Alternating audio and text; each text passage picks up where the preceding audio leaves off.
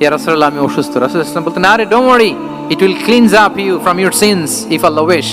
ইনশাআল্লাহ এতে তোমার যে গুনাহ টুনা আছে, পাপ আছে, এই পাপগুলোকে আল্লাহ তাআলা এই অসুস্থতা দিয়ে মোচন করে দিচ্ছেন। পড়েন সুবহানাল্লাহ।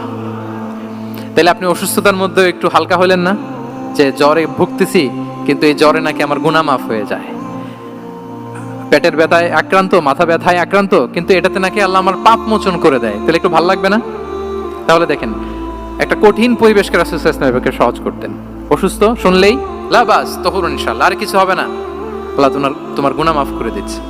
অসুস্থ ব্যক্তি দেখলে মাথায় হাত দিয়ে দোয়া করতেন, আল্লাহুম্মা রাব্বান নাস আযহিবিল বাস ইশফি আনতাশ শাফি লা শিফাআ ইল্লা শিফাউক শিফাআন লা ইগাদিরু সাকামা। উজ্জীবিত হয়ে যেত অসুস্থ ব্যক্তি। আমরা কি করি? কাউকে অসুস্থ দেখলে, রোগাক্রান্ত দেখলে, ওই রোগে সবচাইতে কষ্ট পেয়ে যে মারা গেছে তার ঘটনা বলা শুরু করি। হায় রে ভাই, আপনার ক্যান্সার, আমার এক খালা ছিল, ক্যান্সারের 4th স্টেজে চলে গেছিল, 14টা কেমো দেয়া লাগছে, এই যে ফিরিস্তি, একেবারে ওনার দাফন কাফন পর্যন্ত। এখন বলেন, ওই লোক যাও সুস্থ ছিল, এখন আর সুস্থ থাকবে? কথা বলেন, থাকবে? একটা দিব্যি সুস্থ মানুষকে যদি আপনি বলেন, ভাই আপনাকে দেখতে কেমন যেন একটু রোগা রোগা লাগতেছে, অসুস্থ নাকি?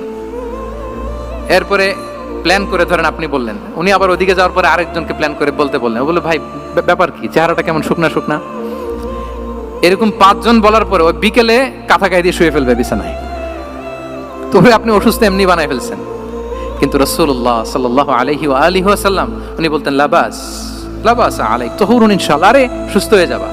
এজন্য দেখতে গেলে আপনি উৎসাহিত করবেন, বলবেন আরে ভাই আপনারা তো খুব সুস্থ লাগতেছে। কে বলছে আপনি অসুস্থ? অসুস্থতার কোনো ছোঁয়াই তো আপনার মধ্যে নাই।